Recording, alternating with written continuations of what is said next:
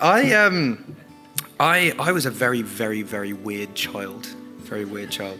And I had a port wine stained birthmark on my face that I got lasered off when I was very young, and one day they forgot to put the anaesthetic on, and then ever since then I had a stutter. And I also had very, very big blue NHS glasses. NHS is the National Health Service. One day I hope you'll have the same.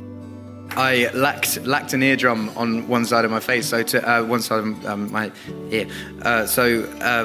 Stuttering was actually the least of my problems when I went to school. But it was still quite a difficult thing. And the thing that I found most difficult about it was knowing what to say, but not really being able to express it in the right way.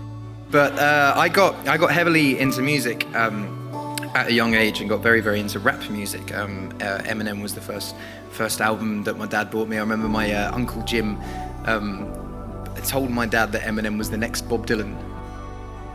My dad bought me the Marshall Mathers LP when I was 9 years old, not knowing what was on it, and let me listen to it. And I learned every word of it back to front by the age I was 10. And he raps very fast and very melodically and very percussively, and it helped me get rid of the stutter. And then from there, I just kind of carried on, did some music.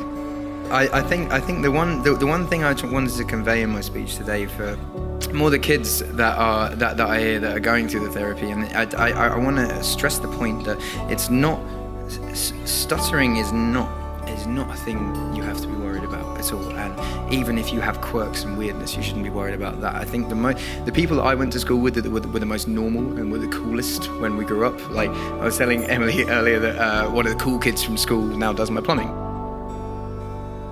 My thing that I wanted to stress most tonight is not necessarily to shed light on stuttering or make it a thing. It's just stress to kids in general is to just be yourself, because there's no one in the world that can be a better you than you. And if you try to be the cool kid from class, you'll end up being very boring and doing plumbing for someone that you don't really want to do plumbing for. Be yourself. Embrace your quirks. Being weird is a wonderful thing.